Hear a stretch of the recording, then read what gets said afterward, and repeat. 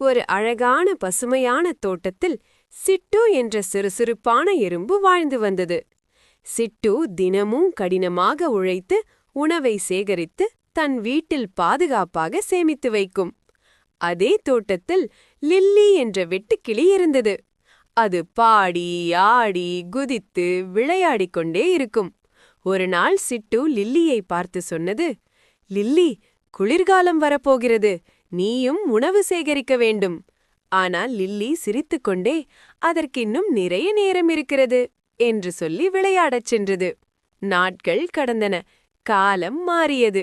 குளிர்காலம் வந்தது. தோட்டத்தில் உணவு கிடைப்பது கடினமாகிவிட்டது. லில்லி மிகவும் பசியுடன் இருந்தது. எங்கும் உணவு கிடைக்கவில்லை. அது நடுங்கிக் கொண்டே அலைந்தது. பிறகு லில்லி சிட்டுவின் வீட்டிற்கு சென்று, "லில்லி, நான் தவறு செய்துவிட்டேன். தயவு செய்து கொஞ்சம் உணவு தருவாயா?" என்று கேட்டது. சிட்டு மென்மையாக சிரித்து, "இன்று உழைத்தால் நாளை சிரிக்கலாம்" என்று சொல்லி லில்லிக்கு உணவு கொடுத்தது. அந்த நாளிலிருந்து லில்லி சுறுசுறுப்பாக வேலை செய்ய ஆரம்பித்தது. நீதி: இன்று உழைத்தால் நாளை சிரிக்கலாம்.